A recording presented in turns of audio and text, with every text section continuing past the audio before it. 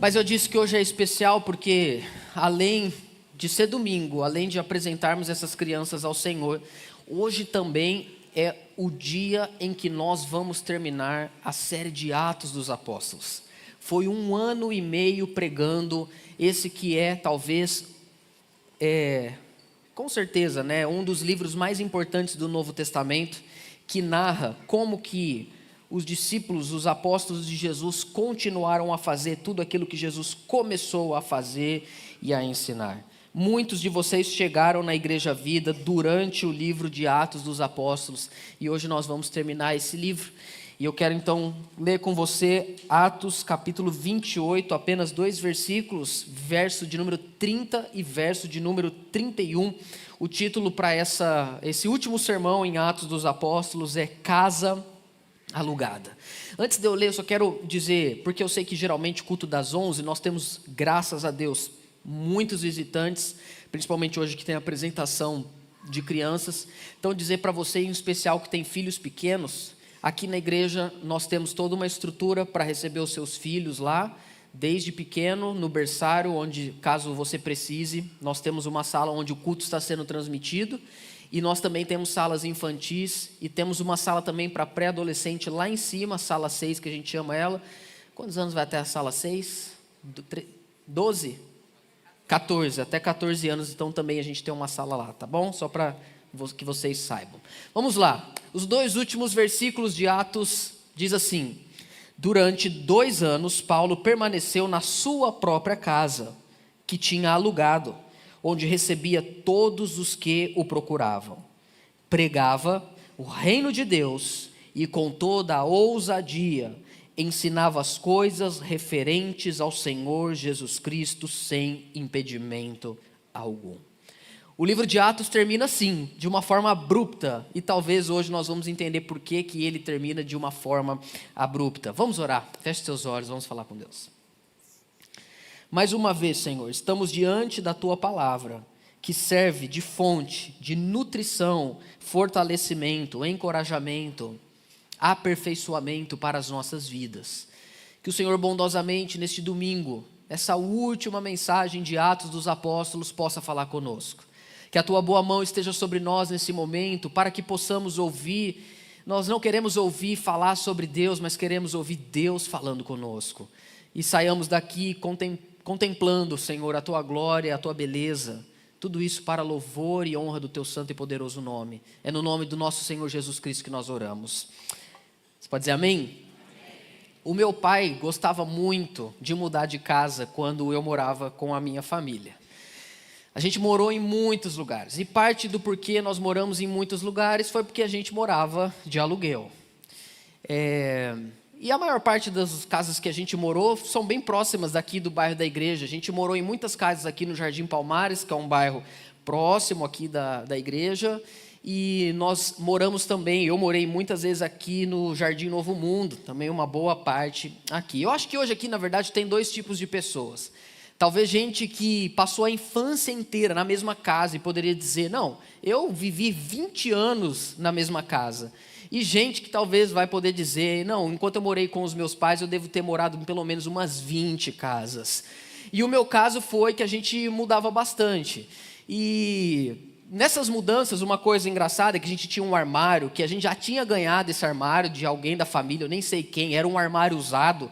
E esse armário a gente, com o tempo, foi ficando expert em desmontar e montar ele, porque para onde a gente ia, a gente levava esse armário. Meu pai contava, não, porque esse armário veio de outro país, era da tia tal, veio para a gente. E a gente ia montando esse armário. Como o meu avô é marceneiro, o meu pai legou algumas habilidades de marceneiro e passou para a gente também. Então, no fim, a gente estava craque. Acontece que cada vez que a gente desmontava e montava de novo, sobrava parafuso. E aí, conforme a gente ia montando, sobrava mais parafuso. Eu perguntava, pai, mas e esses parafusos? Não, isso aí não faz falta, não precisa, não. E a gente foi vivendo assim. Mas assim, eu acho que o que ilustra bem esse momento de mudanças, o ápice disso, foi quando a gente morou 1 semana na mesma casa.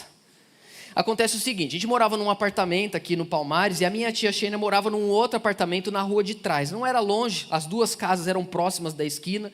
E a minha tia Xena, por alguma razão, ela foi mudar daquele apartamento e o meu pai sabia que aquele apartamento que ela morava era maior, tinha 3 quartos, o que a gente morava tinha 2, e ele falou o seguinte: bom, vamos mudar para a casa da Xênia, ela vai sair. Eu falei: não, tudo bem, a gente era criança, a gente devia ter ali, sei lá, 10, eu devia ter uns 13 anos na época. Ele falou: só que como é perto, a gente não vai fazer com caminhão, a gente vai levando nas mãos.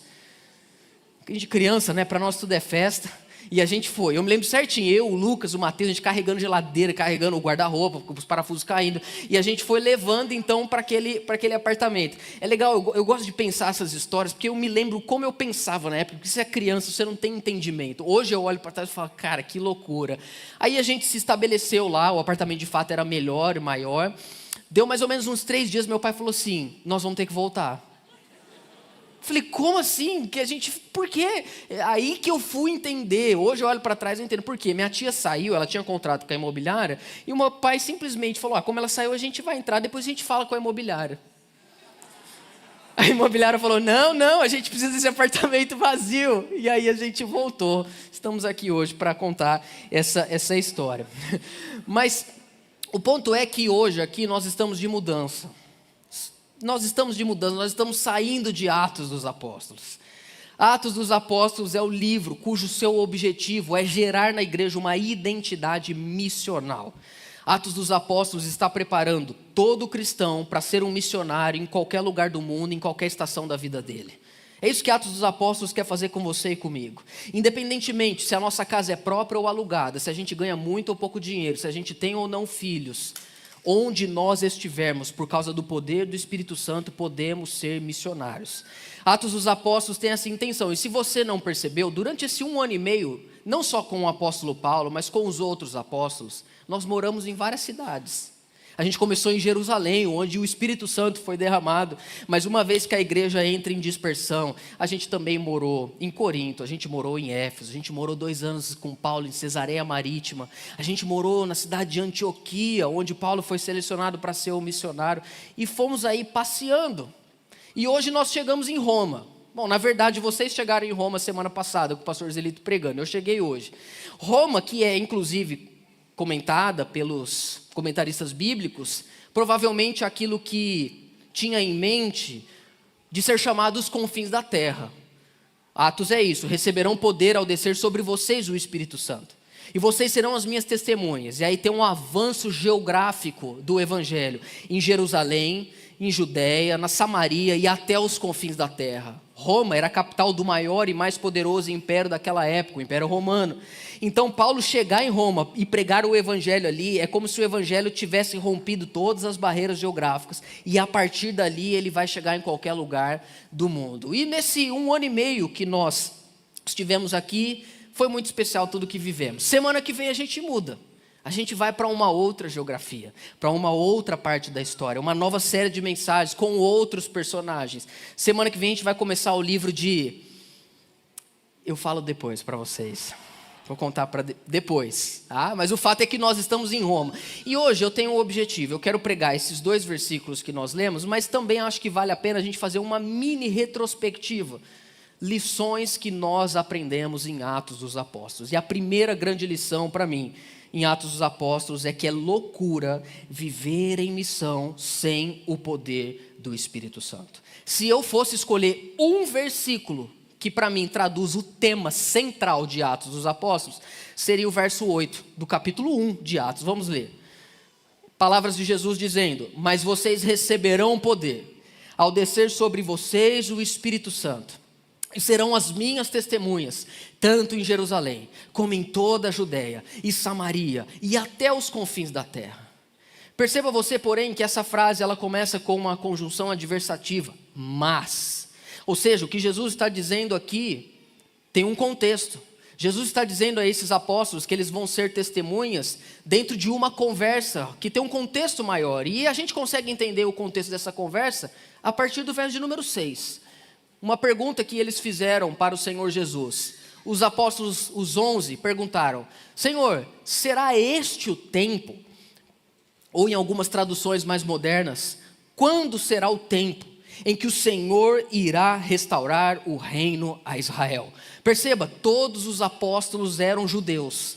E como judeus, eles tinham uma expectativa no coração deles, que era saber quando o Senhor vai colocar Israel de novo. como uma nação soberana, porque nós já estamos escravizados pelos romanos, mas foi assim também com os persas, com os babilônios, foi assim também com os gregos. Quando é que o Senhor vai restaurar a glória da nossa nação, de Israel? Em outras palavras, eles estão perguntando, quando que o Senhor vai resolver esse problema da nossa vida e da nossa nação? Como todos nós aqui temos questionamentos mais ou menos assim com Deus. Quando é que o Senhor vai resolver esse problema? Eu tenho orado há tanto tempo. Quando vai ser que o Senhor vai agir? E a resposta de Jesus para essa pergunta é o seguinte: não cabe a vocês conhecer tempos ou épocas que o Pai fixou pela sua própria autoridade. Em outras palavras, no português da rua, o que Jesus está dizendo é: não interessa. Vocês podem viver sem ter essa informação.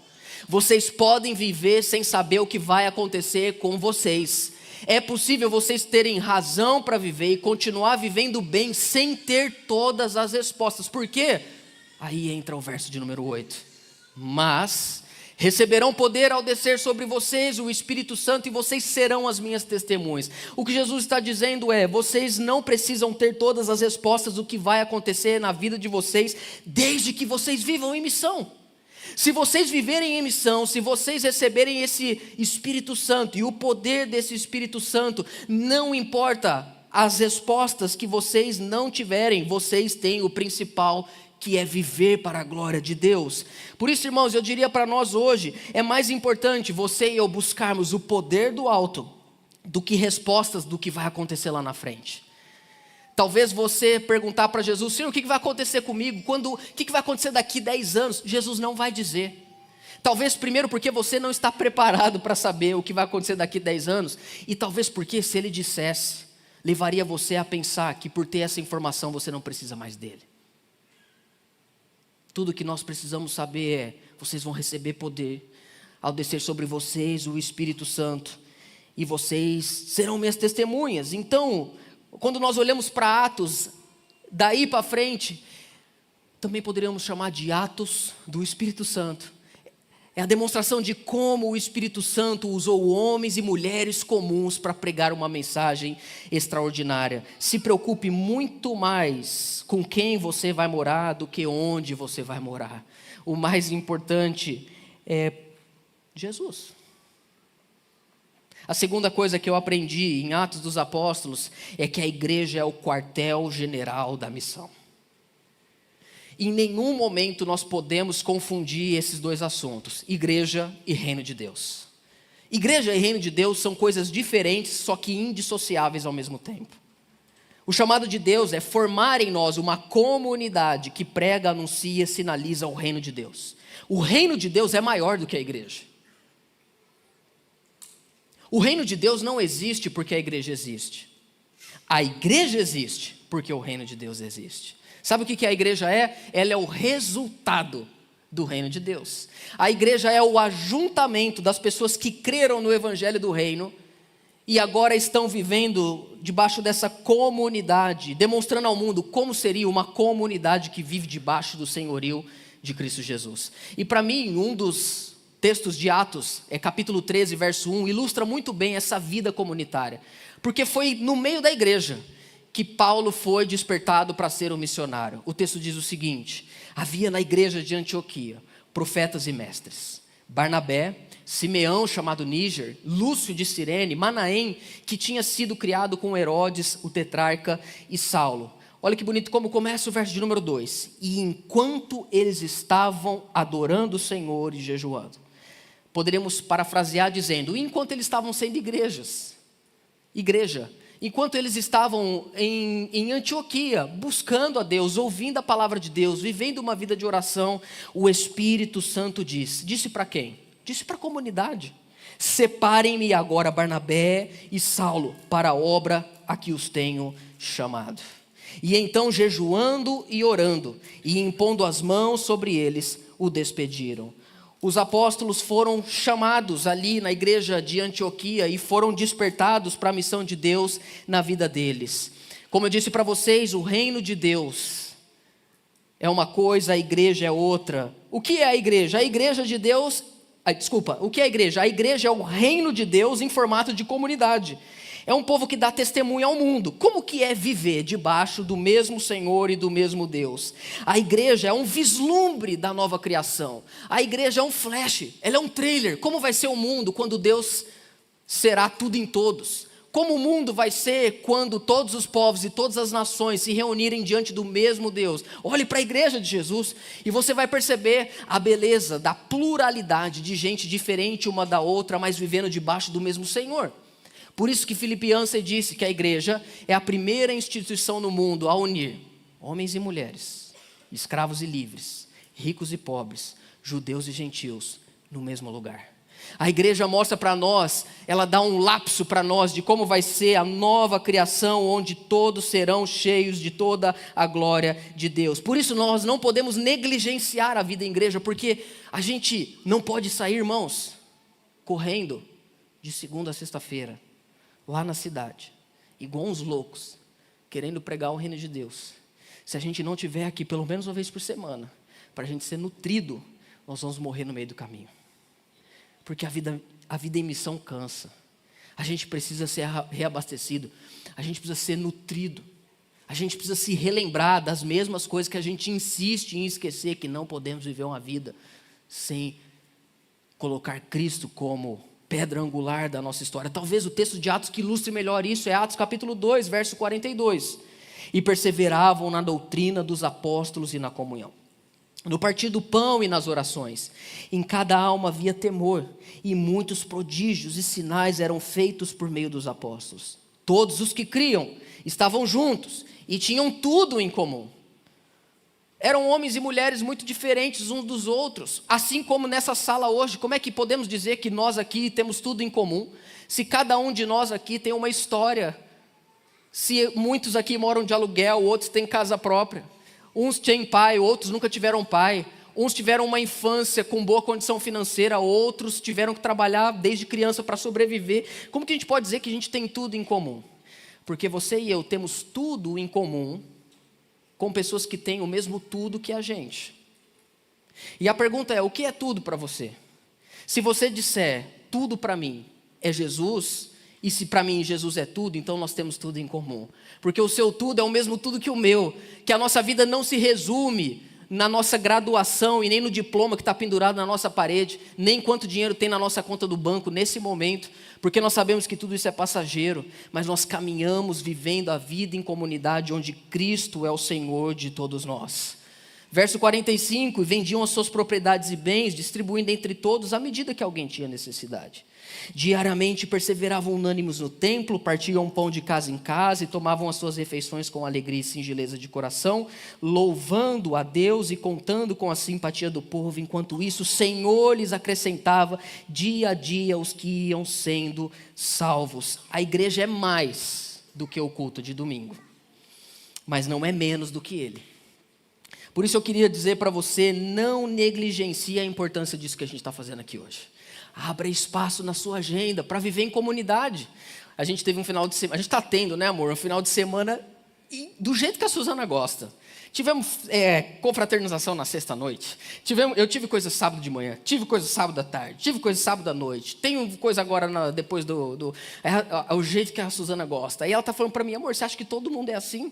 É porque a gente está plugado numa comunidade, então não falta comida e convite.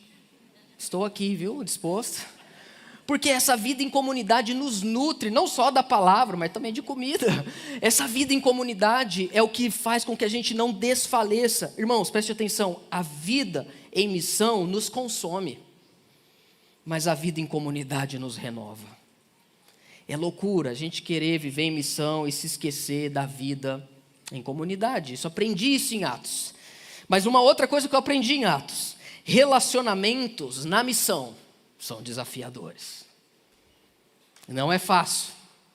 A gente tem desgastes, a gente tem desafios. Alguns de vocês vão se lembrar, talvez o texto emblemático que nos ensine isso seja Atos capítulo 15, verso 36. Você lembra? Preste atenção. Você lembra Atos 13? Separem para mim Barnabé e Saulo para a missão que os tenho chamado. Quem falou isso? Obrigado, foi o Espírito Santo. O Espírito Santo falou, separa para mim Barnabé e Saulo, eu quero os dois juntos. Deu só 2 capítulos, a gente estava no 13, já estamos no 15, vamos ver o que aconteceu. Alguns dias depois, Paulo disse a Barnabé: vamos voltar e visitar os irmãos em todas as cidades nas quais anunciamos a palavra do Senhor, para ver como eles estão. E Barnabé quis levar também João, chamado Marcos, mas Paulo não achava justo levar aquele que tinha se afastado deles desde a Panfilha, não os acompanhando no trabalho. Houve tal desavença entre eles que vieram a separar-se. É o mesmo verbo. Separem para mim Barnabé e Saulo para a missão, que os caras não conseguiram ficar 2 capítulos juntos. Por quê? Porque eles estavam juntos, trabalhando. Qualquer pessoa será perfeita até que você tenha que trabalhar com ela. Qualquer pessoa será perfeita até que você tenha que morar com ela. Atos me ensina isso, que a gente pode estar alinhado com a missão de Deus, a gente pode ter sido guiado pelo Espírito Santo, mas viver em missão dá trabalho, é estressante, e muitas vezes nós temos dilemas, por isso que temos atritos, temos decepções, muitas vezes nós temos dissabores. Por quê? Porque como temos objetivos, isso se torna algo árduo, estressante. Muitos de vocês aqui diriam assim: não, eu tive problema já com gente na igreja. Normal, você é um cara bíblico, faz parte. A igreja bíblica tem problema. Paulo e Barnabé tiveram problema. Eles entraram, como Lucas diz, em tal desavença, eles precisaram se separar. A conclusão que eles chegaram é o seguinte: amigo, eu aqui, você lá, e a gente vai se dar bem dessa forma. Faz parte. Você pode, por exemplo, se você tiver tal desavença com alguém, você pode até se separar dessa pessoa, você pode até mudar de igreja, você pode até mudar de departamento da igreja, mas a missão continua a mesma. A gente não pode abandonar a missão de Deus porque a gente teve atrito com uma ou outra pessoa. E o segundo prédio que a gente morou, o segundo apartamento que a gente alugou foi na Arnaldo Vitaliano. Quando nós nos casamos, Suzane e eu, o primeiro lugar que a gente morou foi na Camilo de Matos. A gente morou num apartamento lá, era muito legal, mas aí a Suzana queria um lugar melhor e tal, e aí a gente encontrou um apartamento na Arnaldo Vitaliano. Foi muito bom o tempo que a gente morou lá. Eu me lembro até hoje do número do andar, era o andar 7, porque a primeira vez que eu entrei, apertei o 7, eu falei: o número perfeito, é de Deus. Aí nós encontramos um apartamento incrível. E nós moramos lá quando a Suzana estava grávida, durante a pandemia. A Glória, a nossa primeira filha, nasceu naquele apartamento. E era um apartamento que tinha uma outra estrutura, ele tinha elevador, o antigo não tinha. E era muito legal, mas o ápice do apartamento era a vista da sala. Porque a gente morava no prédio, só que na parte de trás. A minha vista não era Arnaldo Vitaliano. A minha vista era um descampado que tem atrás da Arnaldo Vitaliano, lindo. É uma coisa incrível assim, e eu gostava de colocar a cadeira e às vezes ver o sol se pondo ali, conseguir ter uma visão de horizonte. Calma, tinha mais, além dessa vista legal, tinha também na parte mais encostada do prédio uma espécie de área de proteção. Então uma área de vegetação natural, e eu ouvia os macaquinhos estrela brincando, eu ouvia os pássaros, e mais do que isso, tinha uma espécie de som, a gente conseguia ouvir a hora que ia dormir, de água corrente. Devia ter ali um córrego, era um lugar maravilhoso, eu amava ter aquela vista. Eu nunca tive problema com a vista da frente, o meu problema foi com o barulho de cima. Porque era tão maravilhoso, até que de repente a gente, por alguma coisa, teve uma vizinha, e era muito desafiador, porque mais ou menos 1h da manhã ela tinha um hobby, eu não sabia se ela estava chegando ou saindo. 1h30 da manhã ela andava assim, pá, pá, pá. E a Suzana, a gente ficava assim, a Suzana grávida, pandemia, sabe, a vida já não estava fácil. E a menina não estava tendo aula e recebia os amigos. E eu não sei como que ela lidava com o guarda-roupa dela. Era uma espécie de saco de pancada. Eu nunca vi alguém abrir e fechar a porta e gaveta com tanta força. Pá, pá. Resultado, Suzane e eu começamos a desenvolver crise de ansiedade na hora de dormir. Real, porque a gente ia deitar e a gente sabia que a gente seria acordado por ela. E eu comecei a fazer algumas orações imprecatórias para essa irmã. E aí no condomínio, você sabe, tem um código. Eu como morador, eu sabia o número do apartamento dela, mas eu não podia ligar direto para ela. Então o que eu fazia? Eu ligava na guarita, eu ligava na portaria. Eu falava: eu estou tendo muito problema, não estou conseguindo dormir. Tá bom, senhor, nós vamos fazer uma notificação. Fez a primeira, fez a segunda. Vocês que moram em condomínio sabem que geralmente na terceira notificação a pessoa toma multa. Ela tomou a multa, assinou a multa, pagou a multa. Mudou? Não. Aí o ápice foi o seguinte: a Glória nasceu. E eu não sei, quando nasce um filho, o homem nasce o Hulk junto com ele também. E um dia a gente estava dormindo. E era, sei lá, 1h30 da manhã, a Glória dormindo. Essa menina começou a fazer barulho, a Glória acordou. Irmãos, aquele dia eu levantei, até hoje a Suzana fala, eu não sei como você chegou naquele ponto. E aí eu fui no interfone, eu peguei o interfone, eu liguei direto no apartamento. Comecei a falar em salmodiano com essa irmã. E aí eu não aguentei, eu não lembro exatamente o que eu falei, eu só falei assim, cara, eu não aguento mais, você não tem respeito nenhum, a gente é uma família, a gente tem um bebê, não sei o quê. E assim, falei um monte, o barulho parou. No outro dia, começou tudo de novo. Eu falei, agora eu vou orar para Deus levar, agora, né? E eu lembro que a decisão que a gente tomou, eu falei para a Suzana, é o seguinte, não dá. E aí, eu acho que Deus, a Suzana sempre fala isso para mim, você está orando, eu estou orando. E aí, irmão, sabe como resolveu o problema? Quando ela mudou. Deu algumas semanas, ela mudou. E eu e a Suzana, a gente falou, Deus, obrigado. Foi maravilhoso, ela mudou. E acabou o problema. Se ela não tivesse mudado, a gente teria mudado, mas ela mudou.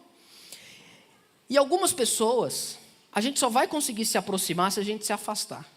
E está tudo bem. É interessante que Barnabé e Saulo tiveram esse afastamento. Paulo não queria João Marcos com ele, só que Paulo precisou desse afastamento com o objetivo, creio eu, de não querer acabar com João Marcos. No entanto, que no final da vida de Paulo, ele faz uma citação em 2 Timóteo capítulo 4, verso 11. Olha o que ele diz. É a última carta de Paulo, 2 Timóteo, ele diz, somente Lucas está comigo.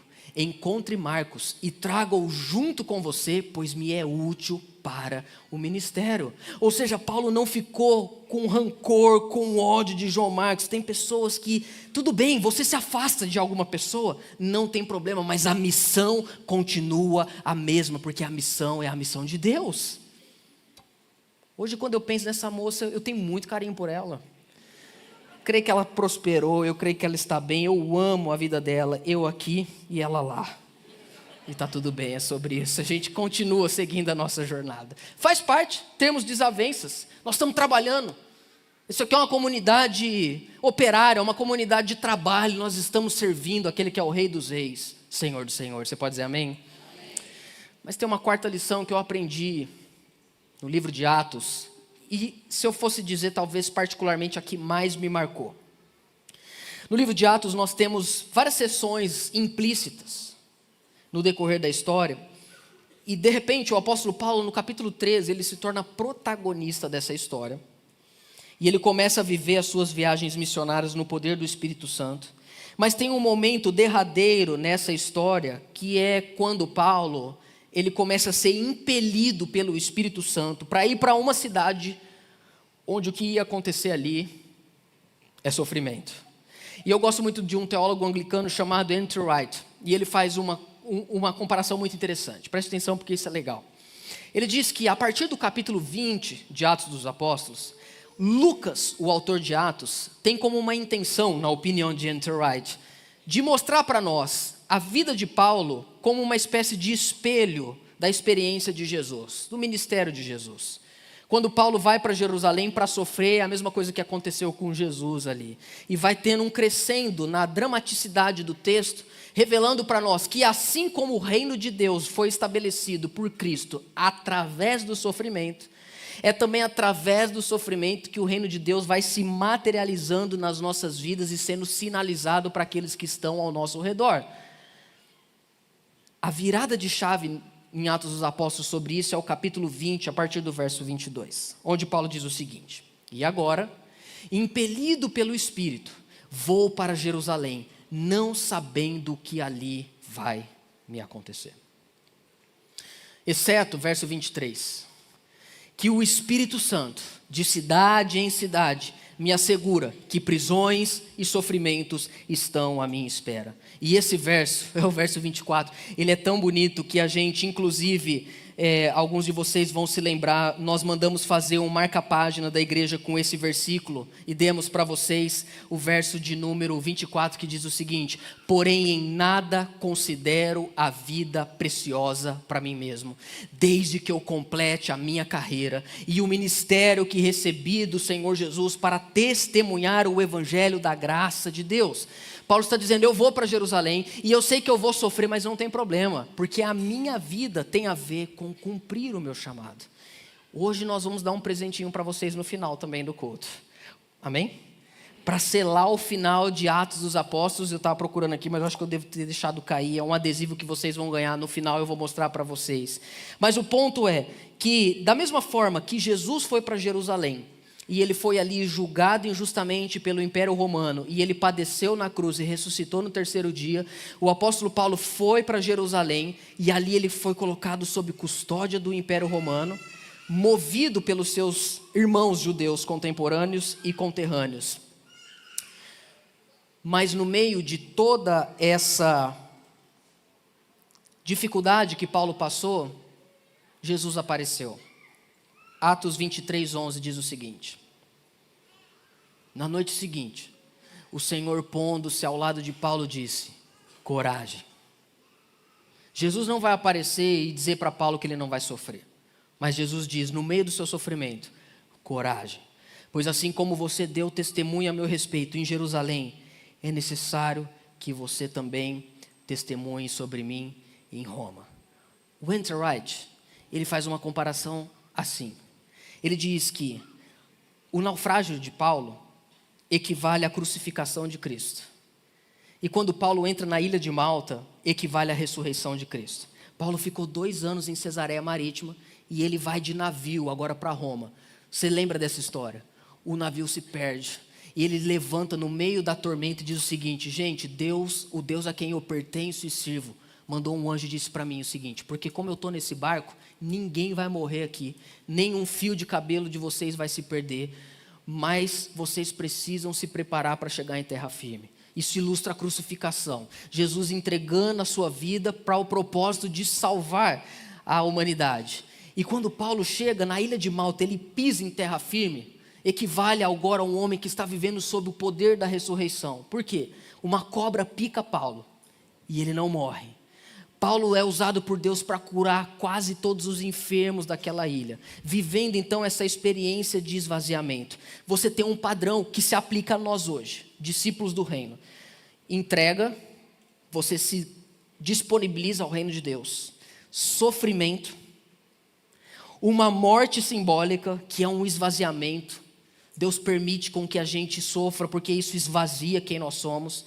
Mas uma vez que a gente se esvazia, você tem uma vivificação, uma restauração. E é por causa que você sofreu, se esvaziou, que agora você, restaurado, tem ousadia de pregar o reino de Deus com coragem.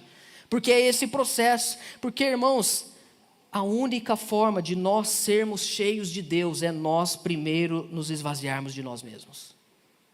Não tem como você ser cheio de Deus se você não for vazio de si mesmo. Por isso eu diria, não olhe para o sofrimento. Atos me ensina isso. Não olhe para o sofrimento como muitos ensinaram para nós. Se você servir a Deus, você não vai sofrer. Se você servir a Deus, você não vai ter problema. Não pense isso, porque isso não é bíblico.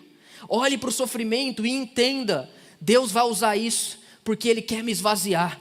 E a hora que eu estiver vazio é a hora que eu vou estar pronto para ser usado por Deus. Porque o que o sofrimento faz? Ele tira a sua e a minha esperança de crer na nossa capacidade. Quando nós estamos sofrendo, nós percebemos que não tem o que a gente fazer, a não ser a gente se render diante de Deus. Então o sofrimento é uma escola de esvaziamento. E isso é importante, porque a hora que a gente olha para nós, a gente deixou de crer em nós mesmos, aí nós estamos prontos para crer em Deus. Só pode crer em Jesus quem já não crê mais em si mesmo. O sofrimento arranca de nós toda ideia de que é possível a gente viver uma vida pela nossa força e pela nossa capacidade. Então a gente passa pelo naufrágio, a gente entra em Malta sem nada, nós não temos mais nada, só a roupa do corpo e olhe lá. Mas quando a gente chega nesse ponto, agora nós somos os primeiros a viver a vida da ressurreição. Por quê? Porque agora nós sabemos que como nós fomos salvos da nossa arrogância durante a tempestade, nós vamos pregar agora a graça de Deus na ilha de Malta. Por quê? Porque o primeiro a ser salvo por esse evangelho que a gente vai pregar somos nós mesmos. Somos nós mesmos. Estamos vazios, estamos longe de acreditarmos no nosso poder. Só prega com coragem na ilha de Malta quem foi salvo da arrogância através da tempestade do mar. Por isso eu diria, abrace as suas limitações. reconheça as suas vulnerabilidades, lute contra as suas falhas, clame a ajuda de Cristo, se agarre na cruz. Assim como alguns homens foram salvos da tempestade, se agarrando num pedaço da madeira do navio, uma lasca da cruz é suficiente para nos salvar por inteiro. Se esvazie, e vazio você vai estar pronto para viver em missão, cheio da presença de Deus. Outra lição que eu aprendi em Atos dos Apóstolos, que o tema da mensagem da missão é o reino de Deus e a pessoa de Jesus, e esses tópicos são indissociáveis. É muito importante que você fique comigo aqui para que a gente entenda a grandeza disso. Vamos voltar no final de Atos, como que termina? Verso 30, verso 31, pregava o reino de Deus e com toda a ousadia ensinava as coisas referentes ao Senhor Jesus Cristo, sem impedimento algum. Irmãos, nós temos que ter muita clareza no nosso entendimento de quem Jesus é e de quem o reino de Deus é. Se você não entende o reino de Deus, a sua compreensão sobre quem Jesus é muito limitada. E você nunca vai entender quem Jesus efetivamente é se você não compreender o reino de Deus. São temas indissociáveis. Por isso que o texto termina dizendo que Paulo pregava o reino de Deus e as coisas referentes ao Senhor Jesus Cristo, sem impedimento algum. E aqui eu quero gastar uns 5 minutos fazendo uma análise com você da própria narrativa da palavra de Deus sobre como o tema do reino de Deus atingiu o seu ápice na pessoa de Jesus. Todo o ministério de Jesus deve ser percebido à luz do reino de Deus. Quem está comigo? Eu vou repetir isso. Todo o ministério e a vida de Jesus precisa ser compreendido e entendido à luz do tema reino de Deus. Primeiro, cumprindo as promessas do Antigo Testamento, iniciando uma restauração cósmica de um mundo e uma criação que foi devastada pela separação entre Deus e a humanidade por causa do pecado. Precisamos olhar para Jesus vindo ao mundo como o início de uma restauração cósmica, onde ele vem para tirar o diabo da usurpação do trono na terra. Quando Deus criou o mundo, Ele fez Adão e Eva, Ele pôs a humanidade para governar sobre todas as coisas. Porque Adão e Eva, os nossos pais, romperam com Deus, de governantes se tornaram vassalos do diabo e da mentalidade mundana. Quando Cristo vem, Ele não vem simplesmente para salvar a alma de algumas pessoas, mas Ele vem para tirar das mãos do diabo e de todo principado e potestade essa autoridade usurpada por meio da vida dele, por meio da sua morte, ressurreição, ascensão e retorno. Ele então está restaurando a humanidade e liderando uma nova humanidade, numa espécie de recriação, de renovação, de regeneração, de recomeço, não de algumas pessoas, mas de toda a criação. Uma compreensão limitada da vida de Jesus não nos faz enxergar essa obra cósmica. No fundo, para a maior parte das pessoas, como elas olham para a vida e para a morte de Jesus? Elas olham para a vida de Jesus sob uma ótica limitada. É mais ou menos assim: Jesus veio ao mundo, Ele morreu naquela cruz para salvar a minha alma. Se eu virar crente, católico, evangélico, qualquer coisa do tipo, eu vou me tornar uma pessoa boa. Para alguns é quase que um anjo, um semi-anjo, uma pessoa totalmente diferente de qualquer outra coisa do mundo. E aí eu fico aguardando aqui Jesus voltar para que a minha alma vá para o céu. Não existe nada mais longe da revelação do Novo Testamento. O que o Novo Testamento vem mostrar para nós é que salvação não é sinônimo de ter a minha alma salva e eu virar um quase anjo e esperar a vida acabar para ir para o céu. Salvação tem a ver com a nossa vida inteira, aqui e agora, se colocar sob o domínio do reino de Deus. E essa vida que vivo, nova, no reino de Deus, como nova criatura, tem como propósito resgatar a minha humanidade.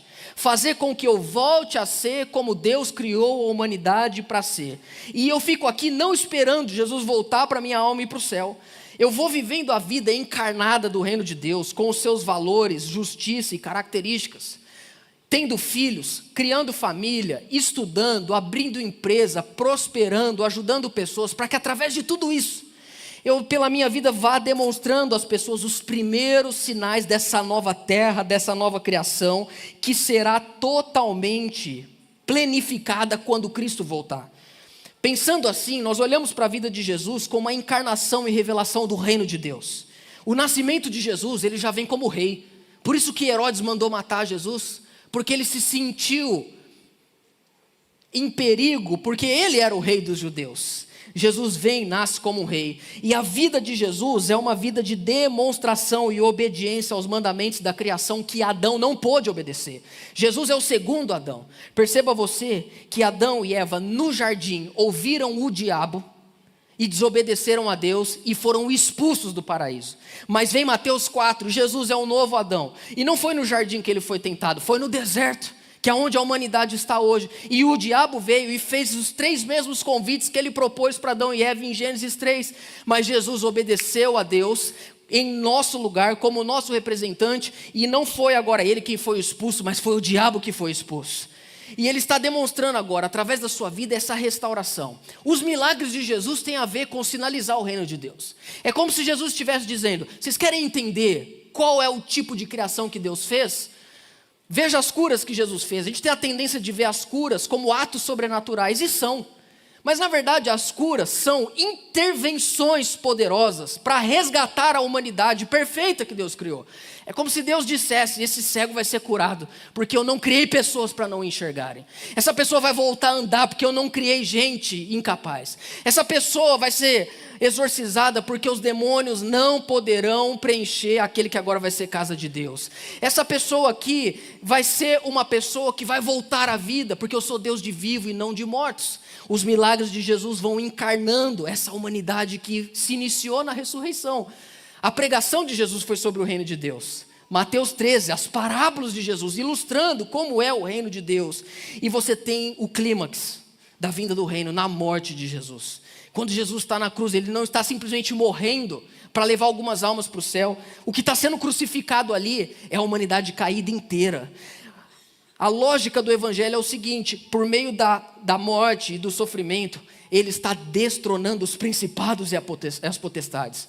O mundo agora não vai ser mais governado por principados e potestades, porque o Messias está retomando a autoridade da humanidade. Então ele morre, mas quando ele ressuscita no 3º dia, não é apenas um homem que voltou a viver. Junto com a ressurreição de Jesus, se inaugura um novo mundo, uma nova criação de esperança, um novo mundo onde o reino de Deus está invadindo a terra. Aí você pergunta para mim: mas e como que a gente vive essa experiência do reino de Deus? O Espírito Santo. Por isso que ele derramou o Espírito Santo sobre nós, porque o Espírito Santo é o que antecipa a capacidade do novo céu, da nova terra, para as nossas vidas hoje. Agora preste atenção no final. Jesus, ele morre, ele ressuscita no 3º dia, ele fica 40 dias andando pela terra, falando sobre o reino de Deus, e ele é assunto aos céus. E ele está sentado sobre a destra do Pai, acima de todo principado e potestade. Ele não está sozinho. Como o Espírito dele está em nós, Paulo diz em Efésios que nós estamos assentados nas regiões celestiais em Cristo Jesus, acima de todo principado, acima de toda potestade. Ele está governando. Por isso que para nós não importa o que vai acontecer no Irã, não importa o que vai acontecer em Israel, não importa o que vai acontecer com a China, com os Estados Unidos, com o Brasil, porque independentemente de quem estiver na cadeira de governo na terra, quem está acima de todas as coisas é Jesus, o Filho de Deus. A humanidade voltou, a terra voltou a ser governada pela humanidade, e o nome desse homem é Jesus de Nazaré. Nós estamos assentados com ele, e um dia o céu vai se abrir, o céu vai se rasgar, e a Bíblia diz que todo olho verá. As pessoas verão no último dia o que a gente vê todo dia: Cristo à destra do Pai, governando sobre todas as coisas. A Bíblia diz que todo olho verá, e as nações se lamentarão, porque toda língua vai confessar, todo joelho vai se dobrar que Jesus Cristo é glorioso, e quando ele vier, ele restaurará a terra de uma vez por toda, voltando a ser reino de Deus, onde Deus é tudo em todos. Por isso que Jesus disse: o reino de Deus chegou. Essa é a nossa pregação. Esse é o reino de Deus. É por isso que a casa de Paulo era alugada. Porque o mundo que ele morava vai ser restaurado. Meu pai falava assim: eu não ligo de morar de aluguel. Porque a casa é minha, eu estou pagando. Se eu precisar mudar, eu mudo. E eu comecei a perceber que essa coisa de morar de aluguel ou ter casa própria, no fim, tem mais a ver com a pessoa do que com a casa em si. Por exemplo, tem gente que pensa assim: como eu moro de aluguel, a casa não é minha, eu não vou cuidar. Mas tem gente que pensa assim: como eu moro de aluguel e a casa não é minha, eu vou cuidar. E tem gente que pensa assim: a casa é própria, a casa é minha. Como a casa é minha, eu não preciso fazer tudo. E aí tem um monte de coisa por fazer, porque a casa é minha. Mas tem gente que pensa assim: como a casa é minha, eu vou cuidar dela. Então, no fim, não é se a casa é própria ou alugada, mas a questão é qual é a missão das nossas vidas. Não tem problema a gente ter casa própria, o problema é a nossa casa se tornar a nossa própria missão. A gente precisa ter flexibilidade, irmãos. Viver em missão tem a ver com isso. Por isso eu diria hoje para você, antes da gente terminar, pega a chave da sua casa, dê ela a Jesus e fala: isso aqui é um espaço do teu reino. Pega o seu carro, fala para Jesus: esse carro aqui não é meu, é seu. Não viva uma vida pegada, não, essa aqui é a minha casa. Você não sabe o tanto que eu suei para ter ela. Você não chama nem visita, porque se alguma criança riscar a parede que você pagou tão caro, não é sua não. Essa casa, essa empresa, essa família, esse filho, isso é meu? Não é seu não. Tenha mobilidade. Dá para Jesus, porque o reino é dele. A verdade é que um dia ele vai voltar e ele vai restaurar todas as coisas. E aí nós vamos viver realmente na casa própria, com o Pai, o Filho e o Espírito Santo. Não haverá mais nenhuma mudança. Última coisa que eu aprendi em Atos é que a missão nunca acaba. Eu fico imaginando se a gente estivesse lendo Atos pela primeira vez. Atos contando toda a narrativa de Paulo. Quero chamar o Wagner aqui para a gente terminar. Contando que Paulo foi para Jerusalém. E a gente quer saber o que aconteceu com Paulo. Ele ficou lá 2 anos em Roma. Vamos ler o último verso de novo? Pregava o reino de Deus e com toda a ousadia ensinava as coisas referentes ao Senhor Jesus Cristo, sem impedimento algum. Imagina você lendo pela primeira vez, você fala: mas e Paulo? O que aconteceu com ele? Aí você, Romanos? Aí você fala: não é possível, deve ter alguma apêndice falando, né? E aí eu diria: tem. Você e eu somos a continuação de Atos.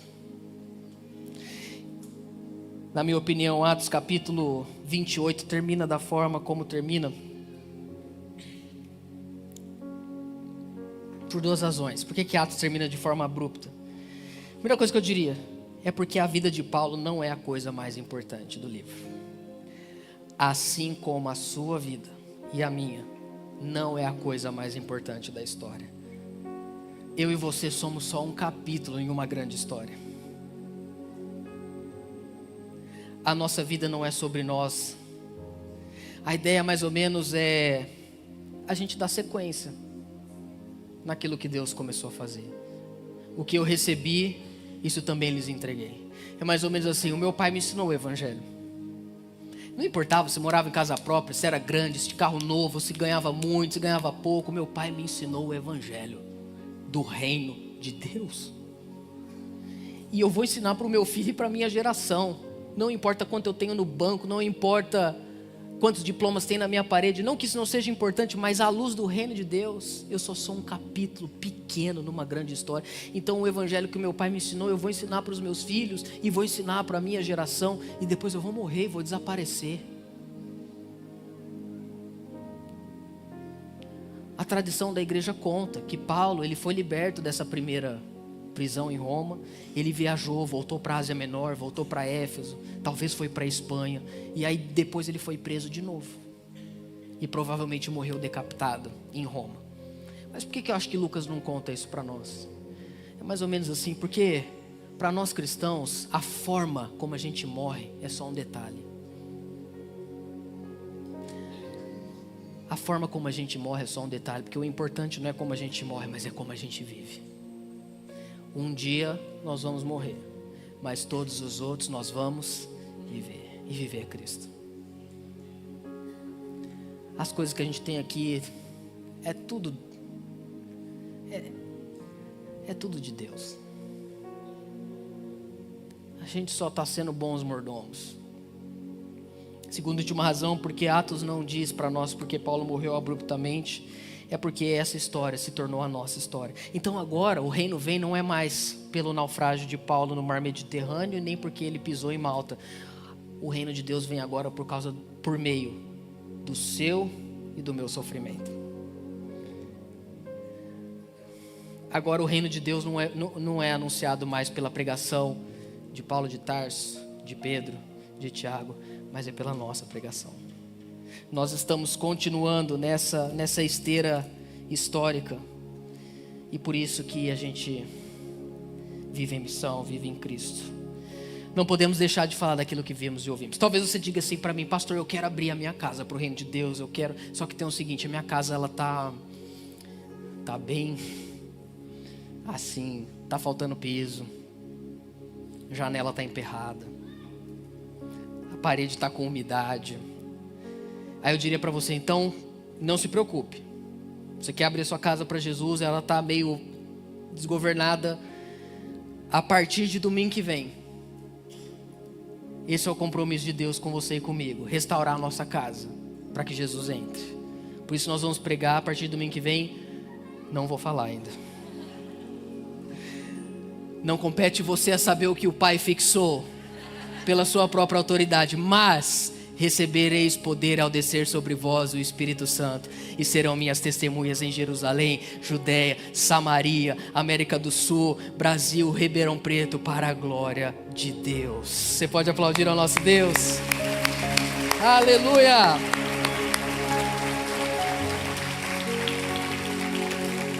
Fique em pé no seu lugar.